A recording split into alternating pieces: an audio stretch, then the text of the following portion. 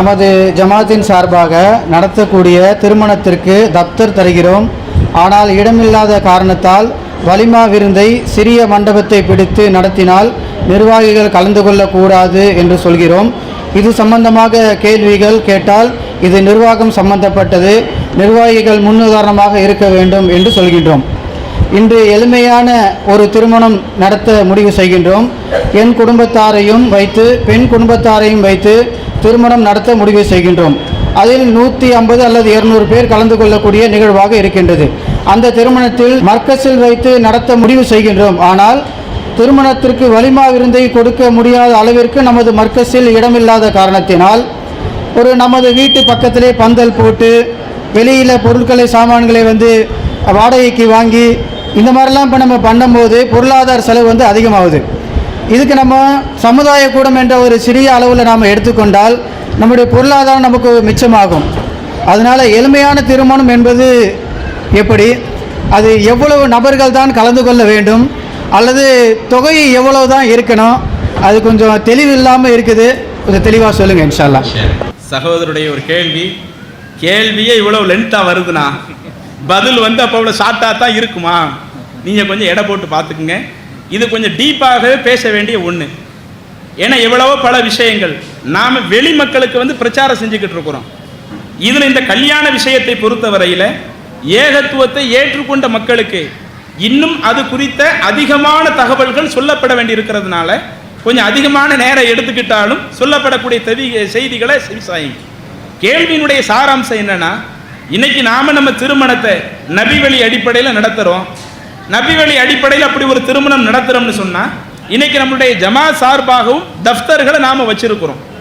அப்போ நாம் இந்த தஃப்தர்களில் ஒரு கல்யாணத்தை நடத்துகிறதா இருந்தால் நபி வழிக்கு மாற்றமான கல்யாணத்தில் நம்ம தஃப்தரில் முடிக்க மாட்டேங்க.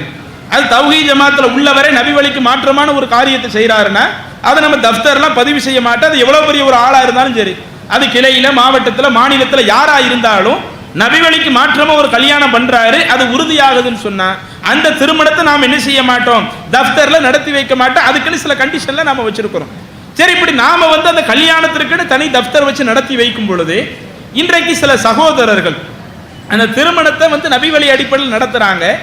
அதில் வரக்கூடிய மக்களுக்கு விருந்து போடுறதுக்காக சில நேரம் 200 பேர் அழைக்கக்கூடிய ஒரு சூழல் வருது, சில நேரம் 300 பேர் அழைக்கக்கூடிய ஒரு சூழல் வருது. அப்போ இது போன்ற சூழல்கள் வரும் பொழுது வீட்டில் அதுக்குரிய வாய்ப்பு கிடையாது. சரி, மர்கஸை பார்த்தா மர்கஸ் ரொம்ப சிறுசாக இருக்குது.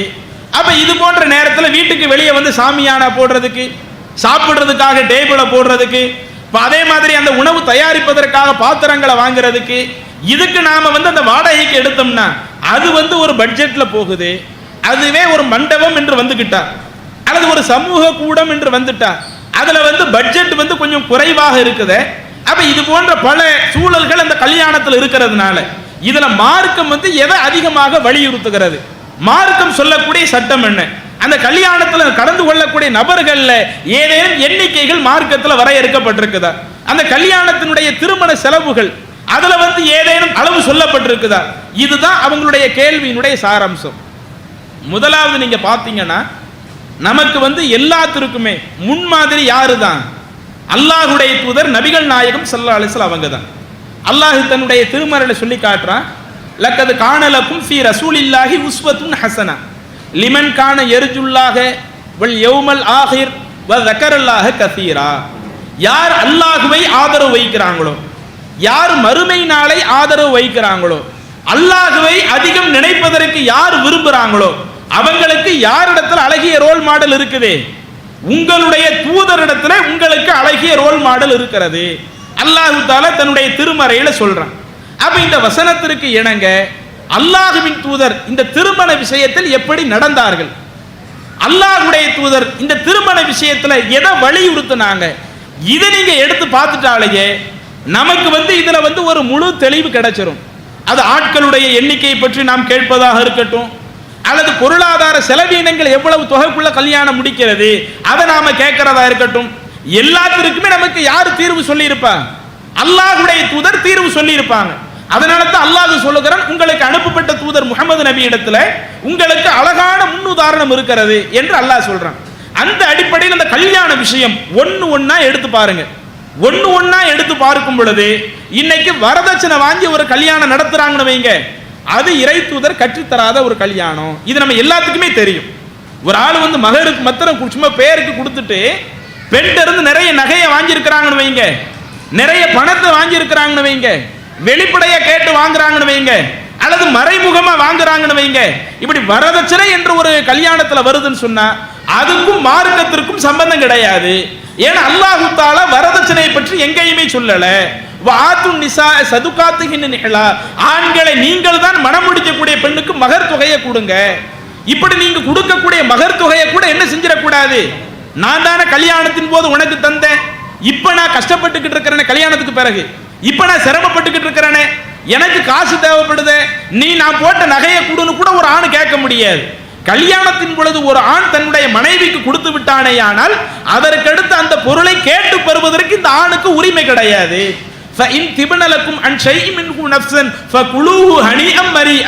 அந்த பெண்ணா விரும்பி கொடுக்கறாங்க.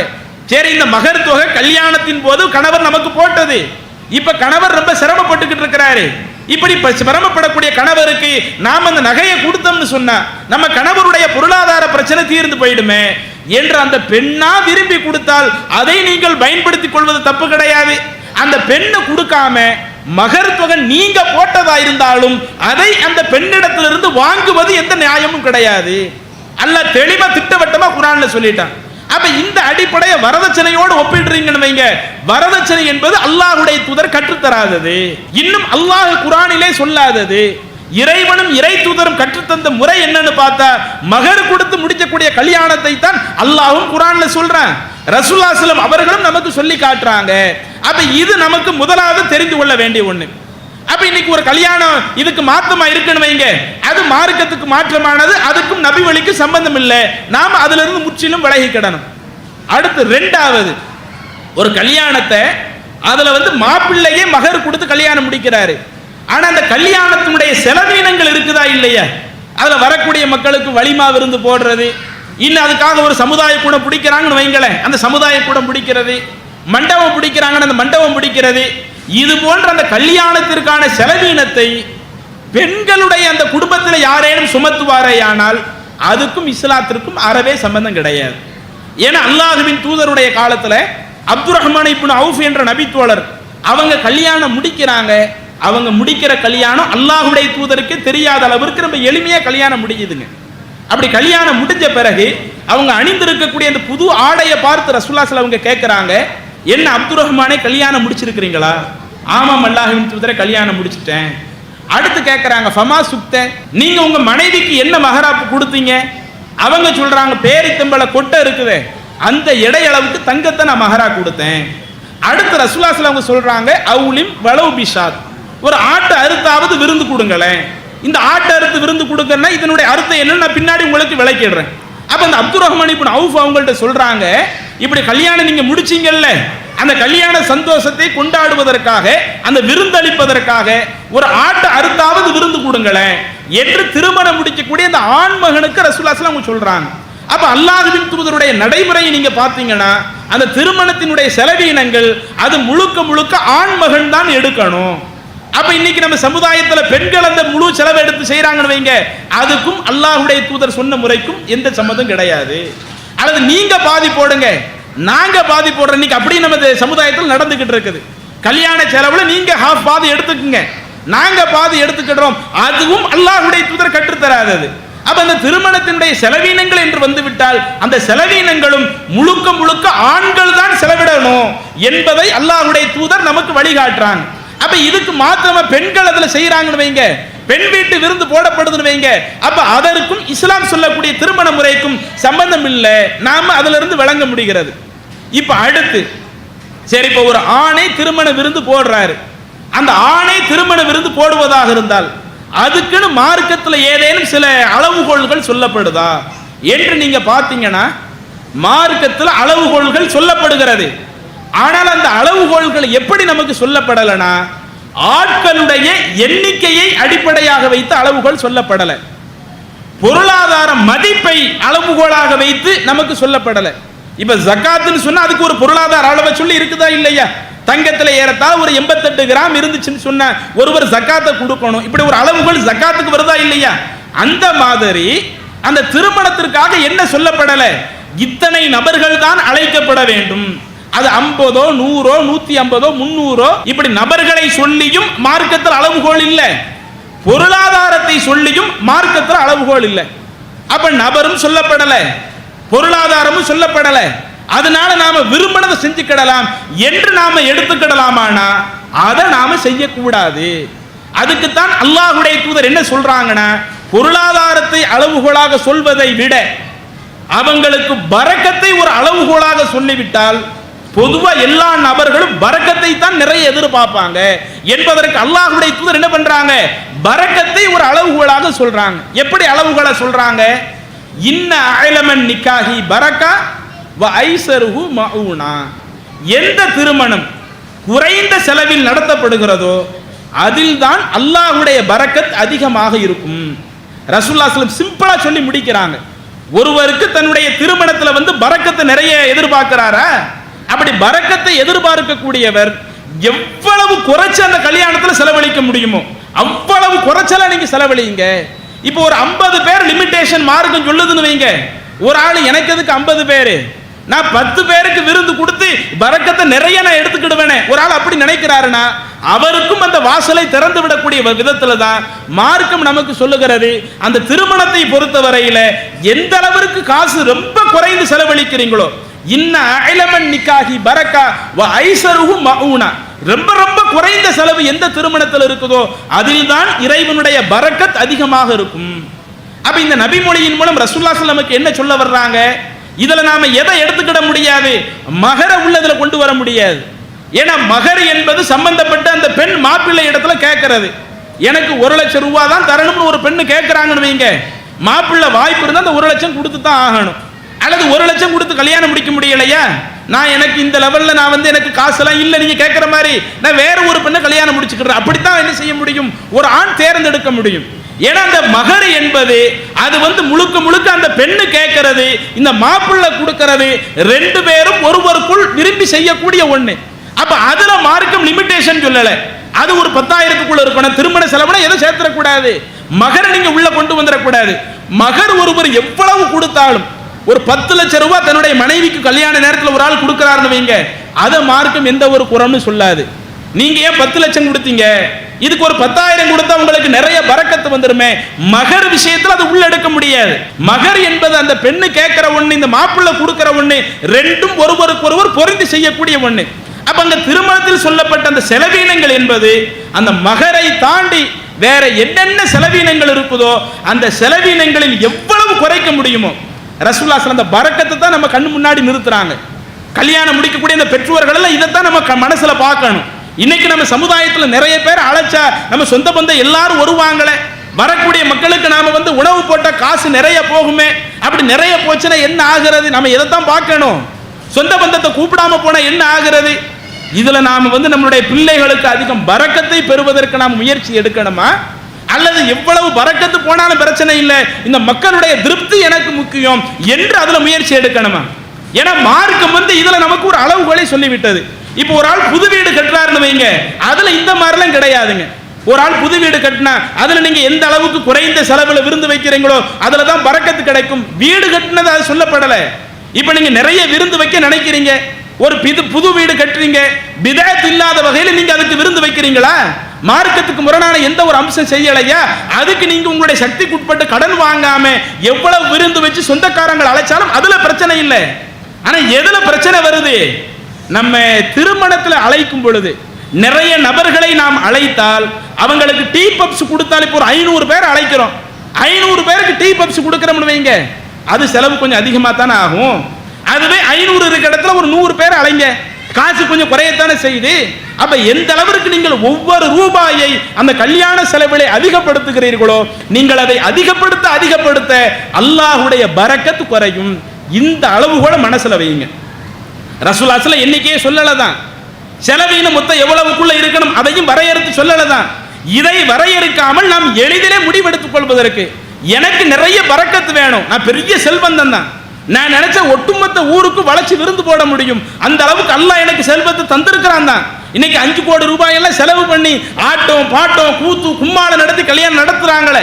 இன்னைக்கு நம்ம தௌஹீத் சொந்தத்துல சில செல்வந்தர்கள் அப்படி இருக்கிறாங்க.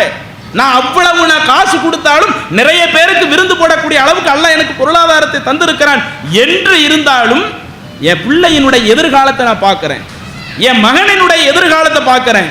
என் மகனும் என்னுடைய மருமகளும் அல்லாஹ்வுடைய பரக்கத்தை அதிகம் எதிர்பார்ப்பார்களே, ஆனால் நான் கல்யாணத்துல செலவு அதிகப்படுத்துறது மார்க்கம் எனக்கு வலியுறுத்தல.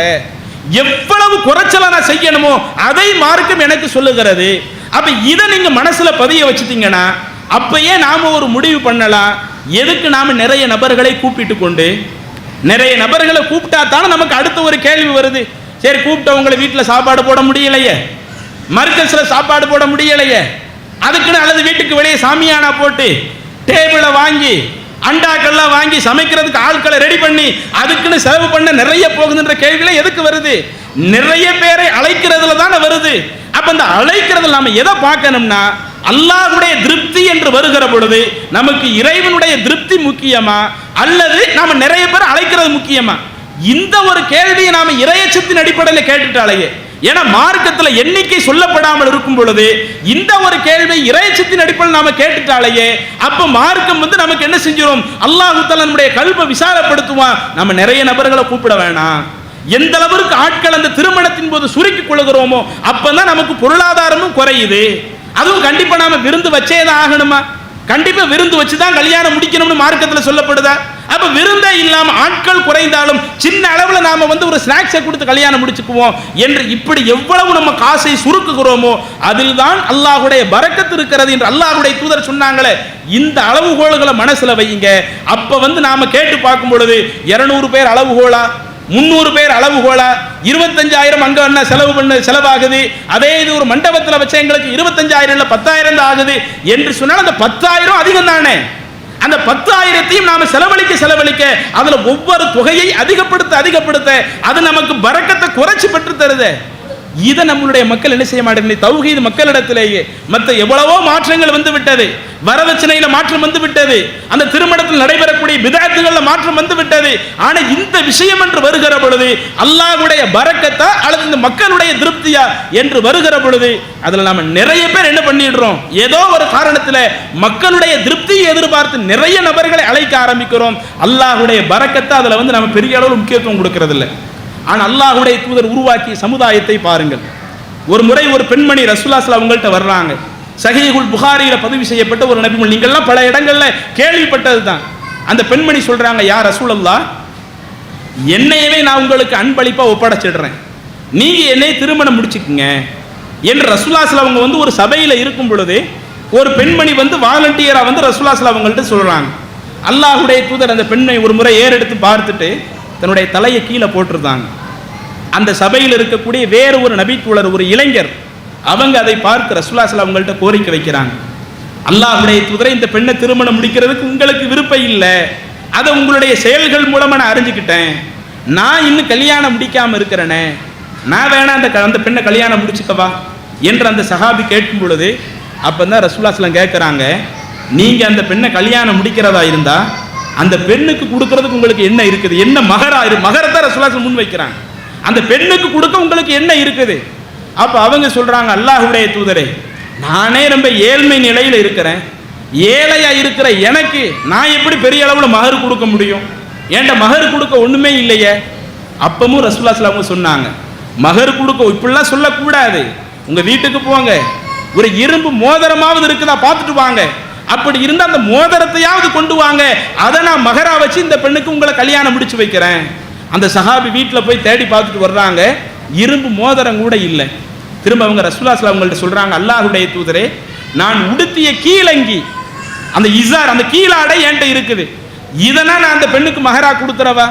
அப்ப ரசூலுல்லாஹி ஸல்லல்லாஹு கேட்கிறாங்க, நீங்களே உடுத்திருக்கிற கீழங்கி ஒண்ணுன்னு சொல்றீங்க, அதை நீங்க உடுத்திக்கிட்டீங்கன்னு சொன்ன சும்மா பேருக்கு தான் அந்த கீழாடை மகர்னு சொல்லப்படுமே ஒழிய அதை வச்சு அந்த பெண்ணு பயன்படுத்துற மாதிரி ஏதாவது இருக்குமா? அல்லது அந்த பெண் அந்த கீழங்கியை பயன்படுத்த ஆரம்பிக்கிறாங்க, அப்ப உங்களுக்கு அதுக்கு மாற்றாடை ஏதாவது இருக்குதா? இல்ல இதெல்லாம் சரி வராதுன்னு அல்லாஹ்வுடைய தூதர் அந்த சபையில மௌனம் ஆயிடுறாங்க. இதை பார்த்து அந்த நபி தோழர் சரி இனிமே நமக்கு வந்து இந்த திருமணம் நடைபெறுவதற்குரிய ஒரு சூழல் இல்லை என்று எண்ணி அந்த சபையிலிருந்து எழுந்து போகும் பொழுது போகக்கூடிய அந்த தோழரை அழைத்த ரசூலுல்லாஹி ஸல்லல்லாஹு அலைஹி வஸல்லம் கேட்கறாங்க, மாதா மஅக மினல் குர்ஆன், நீங்க குர்ஆன்ல இருந்து என்ன மனப்பாடம் பண்ணி வச்சிருக்கிறீங்க? அப்ப அவங்க சொல்றாங்க, சூரத்த கதாவ கதா, நான் இந்த சூறாவை மனப்பாடம் பண்ணி வச்சிருக்கிறேன். அப்படியானால் நீங்க அந்த சூறாவை அந்த பெண்ணுக்கு சொல்லி கொடுங்க, அதை நான் மகராக வைத்து உங்களுக்கு கல்யாணத்தை முடிச்சு வைக்கிறேன். ரசூலுல்லாஹி ஸல்லல்லாஹு அலைஹி காலத்துல கல்யாணங்கிறது எந்த அளவுக்கு அந்த பொருளாதாரம் குறைத்து ரசூலுல்லாஹி ஸல்லல்லாஹு முடிச்சு வச்சிருக்கிறாங்க. உடுப்பதற்கே மகர் கொடுக்கிறதுக்கே ஒண்ணு இல்லை. அப்படிப்பட்ட அந்த தோழருக்கும் நீ அந்த குர்ஆனை சொல்லி கொடு, நான் அதை உனக்கு மகராக வைத்து கல்யாணம் முடிச்சு வைக்கிறேன். அப்ப எனக்கு கூட சாப்பாடு எதையும் மக்களுக்கு செய்ய முடியாது, நான் யாருக்கு விருந்து போட முடியாது, சொந்த பந்தத்துக்கு விருந்து போட முடியாது என்று அதற்காக அந்த தோழர் வருத்தப்பட்டாரா? அப்ப அல்லாஹ்வுடைய தூதர் அவர்கள் நடத்திய அந்த திருமணத்தை எடுத்து பார்த்தால் அந்த திருமணமும் எந்த அளவிற்கு அதுல வந்து பொருளாதாரத்தை குறைக்க முடியுமோ அதைத்தானே ரசூலுல்லாஹி ஸல்லல்லாஹு அலைஹி வஸல்லம் வழிகாட்டி இருக்கிறாங்க. இந்த நபிமொழியில் அதைத்தானே நம்ம பார்க்கிறோம். மகர் கொடுப்பதற்கே வழி இல்லாமல் இருந்த அந்த தோழருக்கு அல்லாஹ்வுடைய தூதர் கல்யாணத்தை முடிச்சு வைக்கிறாங்கன்னா அப்ப அந்த திருமணத்துல செலவினங்கள் எல்லாம் இந்த நிலையில இருக்கும். அப்ப இதையெல்லாம் நாம ஒரு பொருட்டா பார்க்கிறோமா? எவ்வளவு காசு குறையுதோ அதுல தான் நமக்கு அல்லாஹ்வுடைய பரக்கத் அதிகமாக இருக்கும் என்று சொல்லும் பட்சத்தில் நாம் அந்த காசை குறைக்கிறதுக்கு தான் முயற்சி பண்ணணும். அப்படி காசை குறைப்பதற்கு நாம் முயற்சி பண்ணணும்னு சொன்னா விருந்து போடணும் என்ற ஒரு மனோநிலைக்கு நம்ம போவோமா? மர்க்கசிங்களுக்கு இடம் பத்தாது என்கிற ஒரு நிலைக்கு நாம வருவோமா? வீட்டை விட்டு வெளியே சாமியான அதெல்லாம் போடுறதா இருந்தா அந்த செட்டிங்கே பல ஆயிரம் செலவு பண்ணணுமே, அந்த ஒரு நிலை வருமா?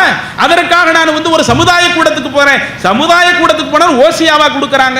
இன்னைக்கு நம்ம மர்க்கசிகள் இப்படி ஒரு ஆள் பண்றாருன்னு வைங்க, மர்க்கசிகள்ல சரி நாம என்ன செய்வோம், எந்த ஒரு பொருளாதாரத்தையும் வாங்காம தேவைப்பட்டால் சில இடங்கள்ல இருந்து கிளீனிங் செலவுக்காக வாங்குவாங்க. நீங்க வந்து அங்க கல்யாண வீட்டுல வந்து ஏதோ நீங்க ஏற்பாடு பண்றீங்க, சின்ன அளவுல ஒரு விருந்து, அங்க இருக்கக்கூடிய மக்கள் வரக்கூடிய மக்களுக்கு நீங்க விருந்து ஏற்பாடு பண்றீங்க, திரும்ப அந்த பள்ளிவாசலை சுத்தப்படுத்துறதுக்கு அந்த கிளீனிங் சார்ஜ்னு சொல்லி வாங்குவாங்களே ஒழிய கல்யாணம் நடத்துறதுக்குன்னு எதுவும் வாங்க மாட்டாங்க.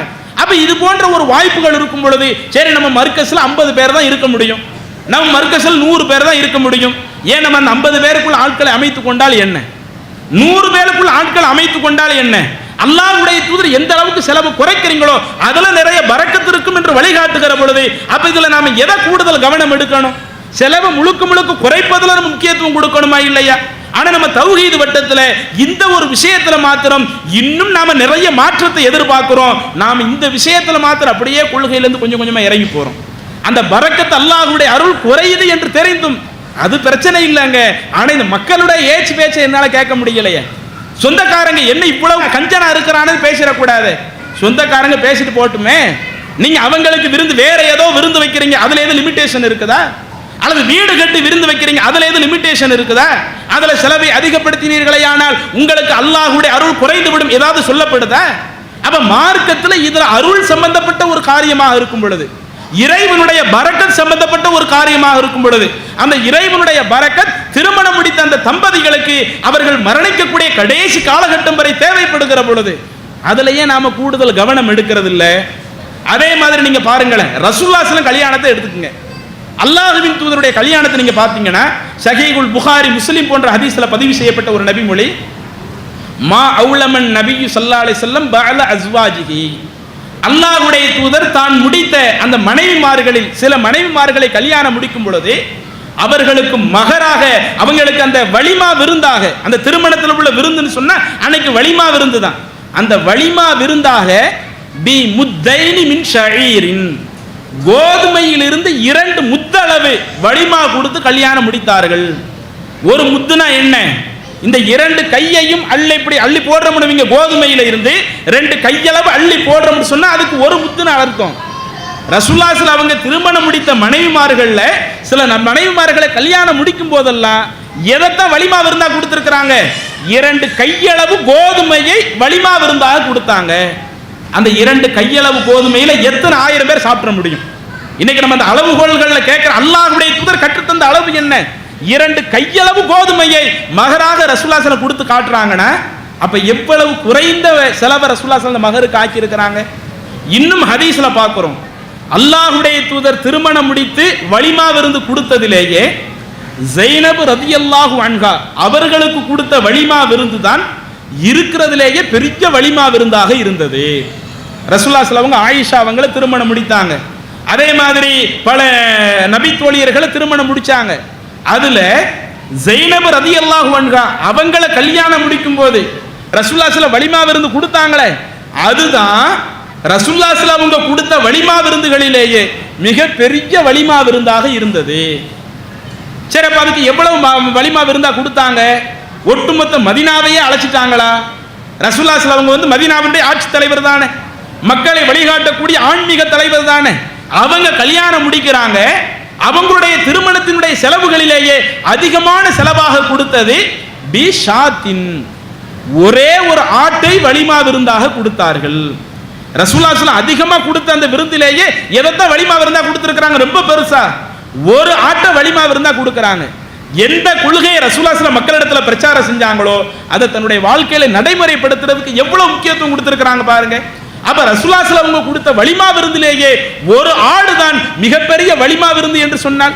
இன்னும் அப்துர் ரஹ்மான் இப்னு அவுஃப் அவங்களை கல்யாணம் முடிக்கும் போது சொன்னாங்களே, அவுலிம் வலவு பிஷாத், ஒரு ஆட்டை அறுத்தாவது நீங்க விருந்து கொடுங்களே. அப்ப இதுல ஒரு ஆட்டை விருந்து கொடுக்கறதுனா இதுல கூட இன்னைக்கு நம்ம மக்கள் நம்ம பாணியில யோசிக்கிறாங்க. எப்படி யோசிக்கிறாங்க? ஒரு ஆட்டை விருந்து கொடுங்கனா அன்னைக்கே ஒரு ஆடுனா இழுப்பாங்க, அன்னைக்கே ஒரு ஆடுனா. இன்னைக்கு என்ன நிலை? இன்னைக்கு ஆட்டுக்கறி ஒரு கிலோ எவ்வளவு? சில இடங்கள்ல 800 ரூபாய், சில இடங்கள்ல 900 ரூபாய். ஒரு கிலோ கறியே இன்னைக்கு 800 900 இருக்குது. அப்போ ஒரு 25 கிலோ ஆடு வாங்குறதா இருந்தா இன்னைக்கு அது எவ்வளவு பெருசா இருக்குது. அப்ப அன்னைக்கு அது எவ்வளவு பெருசா இருந்திருக்கும். எல்லாம் இந்த இழுவதான் பயங்கரமா இருக்கும். அப்ப அவ்வளவு பெரிய ஒரு இதை ரசூலுல்லாஹி ஸல்லல்லாஹு செய்யறாங்கன்னா இன்னைக்கு அல்லாஹ் எனக்கு நிறைய பொருளாதாரத்தை கொடுத்திருக்கிறான். நான் இதுக்காக எந்த ஒரு கடனையும் நான் வாங்க போறது இல்லை. கடன் வாங்காம நான் இந்த அளவுக்கு ஒரு ஆடோ ரெண்டு, அன்னைக்கே ஒரு ஆடு கொடுத்தாங்கன்னா இன்னைக்கு நான் கூடுதலா இன்னொரு ஆடை சேர்த்துக்கிட்டா என்ன? ஒரு 2 ஆடை வச்சு விருந்து வைக்கிறதா இருந்தா எத்தனை பேர் சாப்பிட வருவாங்களோ அதுக்கு நான் சாப்பாடு தயார் பண்ணி கொடுத்துட்டா என்ன என்று ஏதோ இது ஒரு சர்வ சாதாரணமாக இருக்க வேண்டிய ஒண்ணு. அன்னைக்கே அவ்வளவுனா இன்னைக்கு நாங்க ஒரு ஆடு கொடுத்துக்கலாம், 2 ஆடு கொடுத்துக்கிடலாம் என்று நாம நினைக்கிறோமே. அப்படியே கொஞ்சம் ரசூலுல்லாஹி ஸல்லல்லாஹு வாழ்க்கையை எடுத்து பாருங்க. அல்லாஹ்வின் தூதருடைய காலத்துல ஒரு ஆட்டை விருந்து வைக்கிறது இன்னைக்கு கூட அது நமக்கு பெரிய ஒண்ணுங்க. ஏன்னா ஒரு கிலோ கறியே 800 ரூபாய் வருதுன்னு வைங்களேன். ஒரு 25 கிலோ அல்லது ஒரு 20 கிலோ ஆடுனா அது ஆடு வாங்குறதுக்கு எவ்வளவு காசு, அதுக்கு சாப்பாடு போடுறது எவ்வளவு காசு. இன்னைக்கு அது நமக்கு பெரிய மலைப்பான விஷயம். ஆனா ரசூலுல்லாஹி ஸல்லல்லாஹு அலைஹி வஸல்லம் காலத்தை நீங்க ஒப்பிட்டு பார்க்கும் பொழுது ஒரு ஆட்டை அறுத்து விருந்து வைக்கிறது பெரிய ஒண்ணாக அன்னைக்கெல்லாம் பார்க்கப்படல. அது ரொம்ப சிம்பிளான ஒண்ணா தான் பார்க்கப்படுது. இது கூட நம்ம மனோ இச்சையின் அடிப்படையில் நம்ம சொல்லலைங்க. சஹீஹ் முஸ்லிம்ல பதிவு செய்யப்பட்ட ஒரு நபிமொழி. இதை இன்னைக்கு நீங்க ஹதீஸ்ல எடுத்து பார்த்துக்கலாம். இதெல்லாம் நீங்க மனசுல வச்சுட்டு அடுத்து நம்மளுடைய நிலைப்பாட்டுக்கு உள்ள வருவோம். என்ன வரும்னா, ஒரு முறை ரசூலுல்லாஹி ஸல்லல்லாஹு அலைஹி வஸல்லம் இரவு நேரத்திலேயோ அல்லது பகல் நேரத்திலேயோ தன்னுடைய வீட்டை விட்டு வெளியே வருவாங்க. வெளியே வரும் பொழுது அபூபக்கர் ரலியல்லாஹு அன்ஹு அவங்களையும் பார்ப்பாங்க, உமர் அவங்களையும் பார்ப்பாங்க. அந்த 2 நபித்தோழர்களை பார்த்து ரசூலுல்லாஹி ஸல்லல்லாஹு அலைஹி வஸல்லம் கேட்பாங்க, மா அஹ்ரஜகுமா, இந்த டயத்தில் எதுக்கு நீங்க 2 பேருமே வெளியே வந்திருக்கிறீங்க?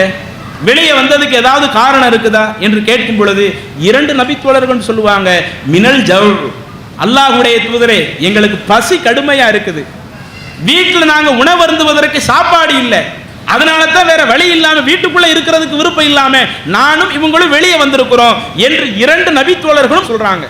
அப்ப அல்லாஹ்வுடைய தூதர் சொல்லி காட்டுறாங்க, என்னுடைய உயிர் எவன் கைவசம் இருக்கிறதோ அந்த இறைவன் மீது ஆணையாக உங்கள் இருவரை என்ன காரியம் உங்க வீட்டில இருந்து வெளியேற்றுச்சோ அதே காரியம் தான் என்னையும் இந்த டயத்துல வீட்டில இருந்து வெளியே வர செஞ்சிருக்குது.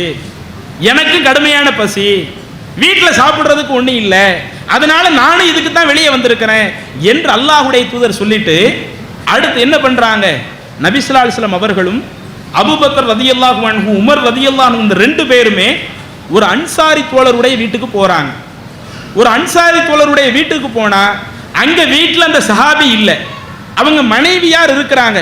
ரசூலுல்லாஹி ஸல்லல்லாஹு அவங்க வர்றதை பார்த்த உடனே, அல்லாஹ்வின் தூதருடைய 2 நெருங்கிய தோழரை பார்த்த உடனே அந்த பெண்மணிக்கு ரொம்ப சந்தோஷம். மர்ஹபன் பிக்கும், உங்கள் வரவு நல்வரவாகட்டும், வாங்க வாங்க என்று அவங்கள வரவேற்று வீட்டுக்குள்ள இருக்க செய்யறாங்க.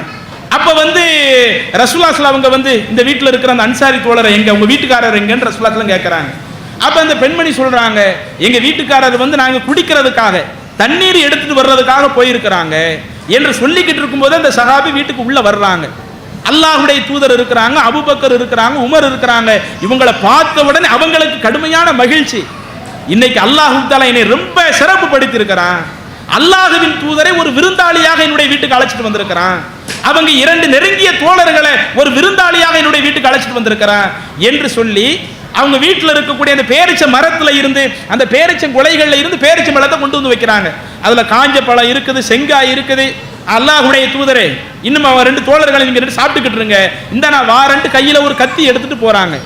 இவங்க கத்தி எடுத்துட்டு போறதை பார்த்த உடனே ரசூலுல்லாஹி ஸல்லல்லாஹு அலைஹி வஸல்லம் புரிஞ்சுக்கிடுறாங்க, இவங்க ஆட்டு மந்தையிலிருந்து ஒரு ஆட்டை என்ன செய்ய போறாங்க, நமக்காக விருந்து கொடுக்கறதுக்காக இன்னைக்கு ஒரு ஆட்டை அறுக்க இருக்கிறாங்க என்று சொல்லி ரசூலுல்லாஹி ஸல்லல்லாஹு அலைஹி வஸல்லம் புரிஞ்சுட்டு சொல்றாங்க, ஈயாக்க வல் ஜுலு வல் ஹுலூப், இந்த பால் தரக்கூடிய ஆட்டை நீங்க அறுத்துறாதீங்க. குட்டிக்கு பால் ஊட்டக்கூடிய ஆடு இருந்தா அதை நீங்க அறுத்து எங்களுக்கு விருந்து வச்சிட வேணாம். அது இல்லாத மற்ற ஆடு உங்க மந்தையில் இருக்கும்ல, அதுல ஏதாவது ஒரு ஆட்டை நீங்க அறுத்துக்கிடுங்க என்று அல்லாஹ்வுடைய தூதர் சொல்லி அனுப்புறாங்க. அதே போல அந்த தோழரும் ஒரு ஆட்டை அறுக்கிறாங்க. ரசூலுல்லாஹி ஸல்லல்லாஹு அலைஹி வஸல்லம் உங்களுக்கு அந்த ஆடும் சமைக்கப்பட்டு விருந்தாக தரப்படுகிறது. அந்த பேரிச்ச பழங்களையும் சாப்பிட்டு விட்டு கடைசியில் ரசூலுல்லாஹி ஸல்லல்லாஹு அலைஹி வஸல்லம் அவர்கள் தன்னுடைய 2 தோழர்களை பார்த்து சொல்றாங்க, இந்த அருள் கொடைகளுக்காகவும் நீங்க அல்லாஹ்விடத்தில் விசாரிக்கப்படுவீங்க. நம்ம எல்லாம் பசியோடு தான் இருந்தோம், நமக்கு இவங்க இப்படி ஒரு உணவு கொடுத்தாங்க, இந்த அருள் கொடைகளுக்காக கூட நீங்க விசாரிக்கப்படுவீங்க என்று அல்லாஹ்வுடைய தூதர் சொல்லக்கூடிய நபி மொழி சஹீஹ் முஸ்லிம்ல பார்க்க முடியுது. இதுல கொஞ்சம் நீங்க யோசிச்சு பாருங்க, ஏதோ ரசூலுல்லாஹி ஸல்லல்லாஹு அலைஹி வஸல்லம் காலத்திலே ஒரு ஆடுன்னு சொன்னா இன்னைக்கெல்லாம் நாமெல்லாம் எவ்வளவு பெரிய ஒரு ஆளுன்னு நினைக்கிறோமே, ரசூலுல்லாஹி ஸல்லல்லாஹு அலைஹி வஸல்லம் காலத்துல ஒரு ஆடு கொடுக்கிறது எவ்வளவு சாதாரண ஒண்ணாக பார்க்கப்படுது. அல்லாஹ்வுடைய தூதரும் 2 தோழர்களும் வீட்டுக்கு விருந்துக்கு வர்றாங்கன்னா வந்தவங்களுக்கு அந்த கவனிக்கிறதுக்காகவே ஒரு ஆடு அறுக்கிறாங்கன்னா அது அன்றைக்கு சாதாரணமான ஒண்ணாகத்தான் இந்த நபிமொழியில நமக்கு தெரியுது. கடந்த காலத்தில் நிறைய பிராய்லர் கடைலாம் இருக்காதுங்க, நிறைய ஆட்கள் வீட்டில் கோழிகள்லாம் வளர்ப்பாங்க.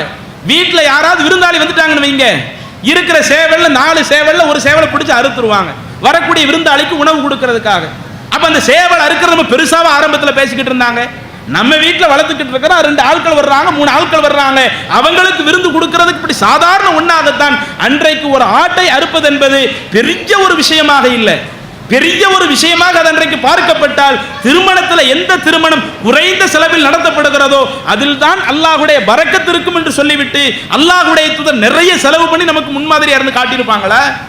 இன்னும் அப்துர் ரஹ்மான் இப்னு அவுஃப் என்ற அந்த தோழருக்கு அவுலிம் வலவு பிஷாத் ஒரு ஆட்டை அறுத்தாவது நீங்க விருந்து கொடுங்கன்னு சொல்லி இருப்பாங்களா? அப்ப இதையெல்லாம் வைத்து நாம் பார்க்கிற பொழுது நாம் இந்த திருமண விஷயத்தில் எடுத்துக்கொள்ள வேண்டிய மிக முக்கியமான ஒண்ணு, எந்த அளவிற்கு காசை குறைக்கிறோமோ, எந்த விருந்து திருமணத்தில் மிக குறைந்த ஒரு விருந்தாக இருக்குமோ, இன்னும் சொல்ல போனால் அந்த குர்ஆன் ஓதி கொடுத்து நீங்க கல்யாணம் முடிச்சு வைக்கிறேன்னு சொன்னாங்களே, விருந்தே இல்லாம ரசூலுல்லாஹி ஸல்லல்லாஹு அலைஹி வஸல்லம் திருமணம் செய்து வைத்தாங்களே, அது போன்ற திருமணமாக இருந்தால் அப்படி எவ்வளவு நம்ம காசை குறைக்கின்றோமோ அதுதான் நமக்கு அல்லாஹ்வுடைய பரக்கத்தை நிறைய பெற்று தரும். இதுதானே மார்க்கத்தின் நிலைப்பாடு. அப்ப இந்த ஒரு நிலைப்பாடு இருக்கும் பொழுது நாம மக்களை வழி நடத்தக்கூடிய ஒரு இடத்துல இருக்கிறோம். அதிலும் பொறுப்பாளர்களா என்ன கேள்வி வரும், நீங்க நிர்வாகிகளுக்கு மாத்திரம் இப்படி சட்டம் போடுறீங்களே, நிர்வாகிகள் மட்டும் இப்படி மண்டபத்தில் கல்யாணம் நடத்தக்கூடாதுன்னு சொல்றீங்களே, இப்படியே நீங்க தனிச்சு ஒரு செய்தியை சொல்ல வர்றீங்க, அப்ப அடுத்தவங்களுக்கு ஒரு சட்டம் நமக்கு ஒரு சட்டமா? நம்ம நிர்வாகிகளுக்குன்னு தனிச்ச சட்டம் போடுறதுக்கு எதற்கு? நாம அடுத்தவங்களுக்கு ரோல் மாடலாக இருக்கணும். அல்லாஹ் நமக்கு குர்ஆன்ல சொல்றானா இல்லையா, நல்லவர்களை பற்றி சொல்லுகிற பொழுது அந்த இறையச்ச விஷயத்துல பிற ஆட்களுக்கு முன்மாதிரியாக இருந்து காட்டுவார்கள். அந்த ஒரு முன்மாதிரி தன்மையை அவர்களுக்கு அதிகப்படுத்துவோம் அல்லாஹ் சொல்லி காட்டுறான்.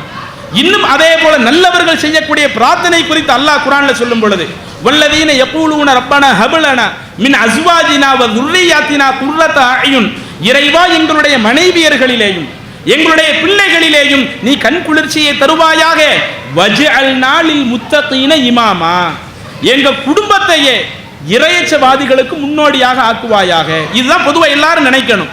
அப்ப குடும்பமே இறையச்சவாதிகளுக்கு முன்னோடியாக ஆகிறதுனா அந்த இறையச்சத்தை ஏற்படுத்தக்கூடிய விஷயத்துல குடும்பத்துக்குன்னு சில கட்டுப்பாடுகளை வகுக்கிறோம்னு வைங்க, அது மார்க்கத்துல தப்பா? குடும்பமே இறையச்சவாதிக்கு முன்னோடியா இருக்கணும்.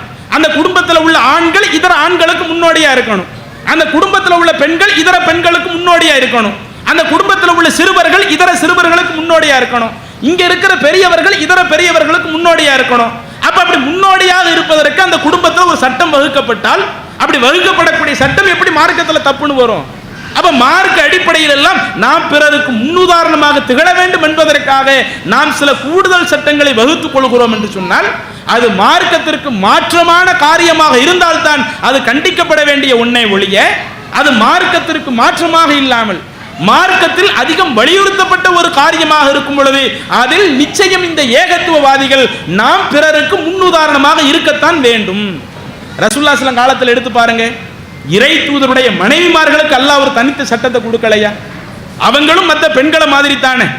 இறை தூதருடைய மனைவிமார்களும் நம்பிக்கை கொண்ட பெண்கள் தானே. அதுல இறை தூதருடைய மனைவிமார்களுக்குன்னு தனி சட்டம் இல்லையா? இன்னைக்கு மற்ற பெண்களுக்கு கணவன்மார் இறந்து விட்டால் அவங்க வேறு ஒரு திருமணம் செய்வதற்கு அல்லாஹ் அனுமதி கொடுக்கிறான். ஆனா நபியினுடைய மனைவிமார்களுக்கு அல்லாஹ் போட்ட சட்டம் என்ன? நீங்க இந்த நபியினுடைய மனைவி என்ற நிலையிலிருந்து விவாகரத்து பெறதா இருந்தா நீங்க குல்லா வாங்கிட்டு போயிடுங்க. இனிமே இந்த இறை தூதருடைய அந்த மரணத்திற்கு பிறகு நீங்க யாரையும் நீங்க திருமணம் முடிக்க முடியாது. அவங்களுக்குன்னு சில கூடுதல் சட்டத்தை அல்லாஹ் வகுக்கத்தான் செய்யறான். அப்ப மற்ற பெண்களுக்கு கூடுதல் திருமணம் முடிப்பதற்கு மார்க்கத்தில் அனுமதி இருக்குது, கணவன் இறந்த பிறகோ அல்லது தலாக் விடப்பட்ட பிறகோ. ஆனா நபியுடைய மனைவிமார்களுக்கு கூடாது என்று சொன்னால் இப்படி அல்லாஹ்வே சில இடங்களில் சில குறிப்பிட்ட நபர்களுக்கு சில கூடுதல் சட்டத்தை வகுத்திருக்கத்தான் செய்கிறான். இன்னும் ஒட்டுமொத்த அந்த ஹிஜாபு நபியினுடைய மனைவிமார்களுக்கு மட்டும் பிரத்யோகமா இருக்குது, மற்ற பெண்களுக்கு அல்லாஹ் அப்படி சட்டம் ஆக்கலையே. அப்ப சில நேரங்களில் இறைவனே சில விஷயத்தை வகுத்து தருவான்.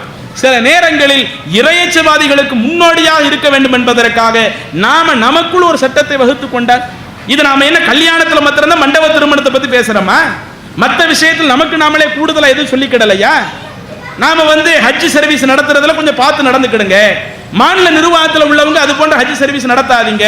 அதெல்லாம் எதுக்கு சொன்னோம்? ஹஜ் சர்வீஸே ஒரு ஆள் ஹலாலான முறையில் நடத்துறாரு என்று சொன்னால் அது மார்க்கத்தில் பிரச்சனை இல்லையே.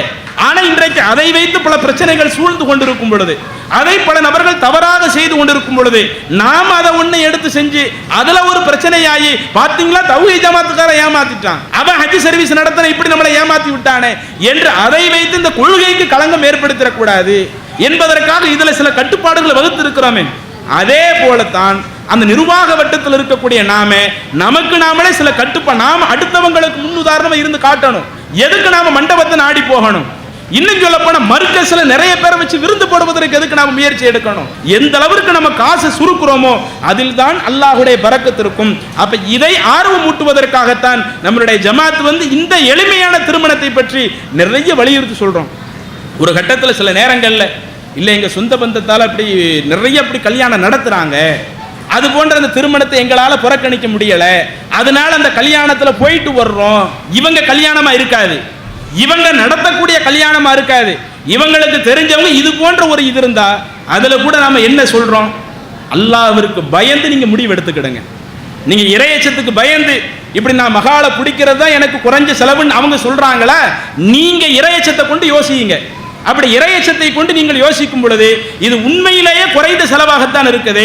அப்ப அது போன்ற திருமணத்தில் நீங்க போயிட்டு வர்றீங்கன்னு சொன்னா அது பிரச்சனை இல்லை, இதை நம்ம ஜமாத் சொல்றோம். ஆனா அதே நேரத்தில் கல்யாணத்தை நடத்தி வைக்கிறது இருக்குதா இல்லையா, முழு கண்ட்ரோலை நாம எடுத்துடுறோம். அந்த திருமணத்தில் போய் கலந்து கொள்வது அது ஒரு நிலை.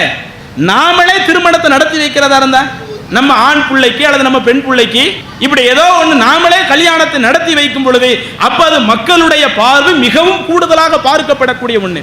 அப்ப நாமளே ஒரு திருமணத்தை நடத்தி வைப்பதற்கும் நாம ஒரு திருமணத்துல ஒரு விருந்தாளியாக போய் வருவதற்கும் ஒரு வித்தியாசம் இருக்கிறது. இதுல நீங்க அந்த விருந்தாளியாக போய் வரக்கூடிய விஷயத்திலேயும் நீங்க எல்லாரும் போங்கன்னு இந்த ஜமாத்து சொல்லல, அதுலேயும் அல்லாஹ்விற்கு பயந்து இறையச்சத்தின் அடிப்படையில உங்க உள்ளத்துல நீங்களே தீர்ப்பு கேட்டு இது மிக குறைந்த செலவுல தான் நடத்தப்படுது என்று நீங்க முடிவு பண்ணீங்கன்னா நீங்க அதுல போயிட்டு வர்றது தவறு இல்லை. ஆனா அதே இது கல்யாணத்தை நடத்தி வைக்கக்கூடிய ஒரு இடத்துல நிர்வாகிகள் நாம இருக்கிறோம்னா அதனுடைய முழு கண்ட்ரோல் நம்மள்ட்ட இருக்குது. இப்ப நம்ம பையனுக்கு கல்யாணம் நடத்துறோம், நம்ம பொண்ணுக்கு கல்யாணம் நடத்துறோம், அதனுடைய முழு கண்ட்ரோலை நாம பெற்றிருக்கிறோம். அப்படி முழு கண்ட்ரோலை நாம பெற்றிருக்கும் பொழுது அது நீங்க சமுதாய கூடும்னு சொல்லுங்க, அது வேற எதுன்னு சொல்லுங்க, காசு அதிகப்படுத்தக்கூடிய ஒரு காரியத்தை ஏன் செய்யறீங்க? அப்ப எவ்வளவு காசுகளை குறைக்க முடியுமோ அவ்வளவு காசுகளை குறைக்கக்கூடிய ஒரு இடத்தில் நாம் இருந்துவிட்டு அதுக்கு மாற்றமா நடக்காதீங்க என்று இதைத்தான் சொல்றோம். அப்ப அந்த அளவுகோல் இருக்குதா இல்லையா? எத்தனை நபர்கள் சொல்லுங்க. சில ஆட்கள் சொல்லுவாங்க எங்களுக்கு 100 நபர்களே பெருசா தெரியுது, இன்னும் சில ஆட்கள் எங்களுக்கு 500 நபர்கள் கூட பெருசு கிடையாது, 501 தான் பெருசு. அப்ப இப்படித்தான் ஒவ்வொரு இடத்துல போய்கிட்டு இருக்கும். அப்ப அதற்குத்தான் அல்லாஹ்வுடைய தூதர் நமக்கு சொன்ன அந்த அளவுகோல் எதுல ரொம்ப குறைந்த செலவு இருக்குதோ அதுல தான் அல்லாஹ்வுடைய பரக்கத் இருக்கும். இன்னைக்கு நிர்வாகிகளாக இருக்கக்கூடிய நாமே இறையச்சத்தின் அடிப்படையில் மக்களை வழிநடத்த கடமைப்பட்டிருக்கிறோம், நாமளும் இறையச்சத்தின் அடிப்படையில் நடக்க கடமைப்பட்டிருக்கிறோம். அதனால இதுல நமக்கு நாமே சில கட்டுப்பாடுகளை வகுத்து கொண்டால்தான் நமக்கு அல்லாஹ்வுடைய பரக்கத் இருக்கும். இவ்வளவு இந்த ஜமாத்து வலியுறுத்தி சொல்றதுக்கு என்ன, நாங்க இந்த வாசல் அப்படியே திறந்து விட்டுறலாமே, நீங்க எவ்வளவு ஆடம்பரமெல்லாம் முடிச்சுக்கிடுங்க, எங்களுக்கு அதுக்கு சம்பந்தம் இல்லைன்னு விலகி போயிடலாமே. நமக்கு அல்லாஹ்வுடைய பரக்கத்தை எதுக்கு குறைச்சிக்கிட்டு? இந்த ஏகத்துவ சொந்தங்கள் கடைசி வரை இறைவனுடைய பரக்கத்தை பெற்று வாழ வேண்டும் என்பதற்காகத்தான் இந்த ஜமாத் இதுவரை நம்ம இப்படி ஒரு சட்டத்தை வச்சிருக்கிறோம். எனவே நாம திருமணத்தை நடத்தி வைக்கிறதுக்கும் ஒரு திருமணத்தில் போய் கலந்து கொள்வதற்கும் அதுல சில வித்தியாசம் இருக்கிறதுனால தான் அந்த திருமணத்தில் போய் கலந்து கொள்ளக்கூடிய விஷயத்துல நீங்க இறையச்சத்தின் அடிப்படையில் நடந்துக்கிடுங்க. அதே கல்யாணத்தை நீங்க நடத்தி வைக்கிறதா இருந்தா நம்ம எல்லாத்துலயுமே ரோல் மாடலா இருந்து காட்டணும். இந்த நீங்க சமுதாய கூடத்தில் 5000ஆவே இருக்கட்டும், அந்த 5000 கூட இல்லாம நீங்க நடத்தி காட்டினா அது ஒரு அழகிய முன்மாதிரி தானே. நான் வீட்டில் செலவழிச்சா 15 போகும், 20 போகும், ஆனா அங்க 5 போகும் நம்ம சொல்றோமே, அந்த 5 இல்லாம செய்யறது அது சிறந்த ஒரு முன்மாதிரி தானே. அப்ப நிர்வாகிகளாக இருக்கிற நாம பொதுவாக இது போன்ற விஷயத்துல அந்த எது ரொம்ப சூப்பராக இருக்கிறதோ அதை நாம செய்ய கடமைப்பட்டிருக்கிறோம். அதனால தான் இஸ்லாமிய மார்க்கம் நமக்கு அந்த திருமணத்தினுடைய இந்த செலவுகளை குறைத்து சொல்லுகிறது. அதை குறைப்பதற்குரிய அந்த சூழலை தான் இந்த ஜமாத்தும் சட்டங்களாக வகுத்து நாம திருமண செய்திகளா சொல்லிக்கிட்டு இருக்கிறோம். இதுதான் அந்த திருமணம் தொடர்பான அந்த முழுமையான பதில். இன்னும் இதுக்கு அடுத்து கேள்வி வருதுன்னு சொன்னா டயத்தை எடுத்து சொல்லுவோம் இன்ஷா அல்லாஹ். அல்லாஹு அக்பர், அல்லாஹு அக்பர்.